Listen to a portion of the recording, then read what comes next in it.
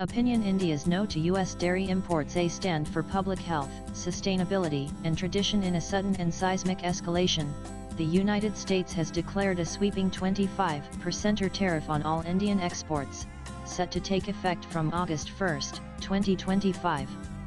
One of the key stumbling blocks in the ongoing India-US trade negotiations is India's refusal to allow the import of American dairy products, citing concerns over the feed given to cows.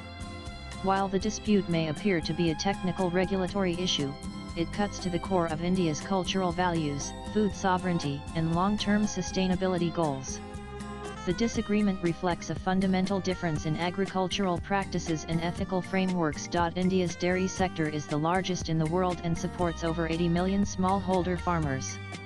According to estimates, opening the dairy sector to American imports could jeopardize over Rs 1.03 lakh crore in domestic revenue annually. Nanan Dairy has become a flashpoint in India-US trade negotiations.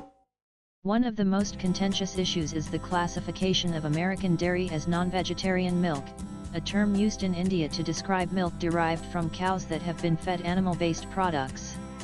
In the United States, it is common for commercial cattle feed to include animal byproducts such as blood meal, meat scraps, poultry waste, and even remnants of other animals. This is legal under US laws, but it is unacceptable to India. India demands stringent certification that milk imports originate from cows fed strictly and exclusively plant-based diets. The US has objected to this certification requirement, calling it arbitrary and restrictive, labeling it an unjustified non-tariff trade barrier, and raising the matter in World Trade Organization WTO forums. India's rationale is not merely religious, but socio-economic and ecological. Milk produced from such cows is deemed unacceptable by Indian standards. There are obvious religious reasons behind this stance. Milk and milk products are sanctified, used in rituals, and carry deep spiritual and cultural significance.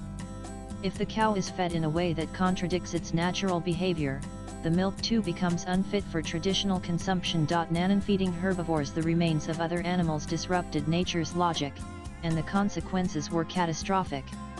India's position is not just about tradition, but a rational public health safeguard informed by past global experiences, and not without precedent. During the 1990s, the United Kingdom experienced a major public health crisis linked to bovine spongiform encephalopathy (BSE), commonly known as mad cow disease.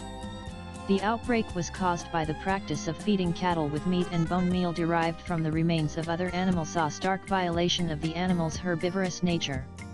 BSE is a fatal neurodegenerative disease that affects the brain and spinal cord of cattle, and its human variant, Creutzfeldt-Jakob disease (VCJD), is deadly. To contain the epidemic and prevent transmission to humans, the UK government was forced to cull approximately 4.4 million cattle. The crisis had far-reaching consequences, including a widespread ban on British beef exports, declining public trust in industrial farming practices, and a global reckoning with the risks of disrupting natural feeding patterns in livestock. Nanan at its core, the dispute reflects a clash between the logic of trade treaties and the wisdom of tradition. India's insistence on aligning economic decisions with the principles of RTA and Prakriti is deeply rooted. RTA is the principle of natural order, underlying cosmic law that governs the universe, ensuring the proper functioning and harmony of natural, moral, and sacrificial realms. Feeding cows the remains of other animals, blood, and meat violates the natural dharma or inherent nature of the cow. As global climate discussions stress sustainable agriculture and ethical food production, India's stance could serve as a model for aligning trade with ecological and cultural ethics. Opening the market to US dairy imports produced under practices alien to India's ecological traditions risks undermining both rural livelihoods and traditional agricultural knowledge systems. Nanan India's stand ensuring that milk comes exclusively from cows nourished with vegetarian diets serves as a pivotal action in support of Sustainable Development Goal 12, which focuses on reducing ecological footprint, enhancing resource efficiency, and promoting sustainable practices throughout the product life cycle. India's position also aligns with Article 48 of the Indian Constitution, which protects cow welfare and traditional practices. Furthermore, it supports traditional ecological knowledge tech, respecting indigenous, plant-based cattle feeding practices that preserve ecosystem balance and reinforce sustainable, time-tested dairy systems rooted in community wisdom. While the United States often positions itself as a global leader in sustainability discourse championing climate goals, green innovation, and ESG frameworks, it still has much to learn when it comes to practicing the fundamentals of sustainable living.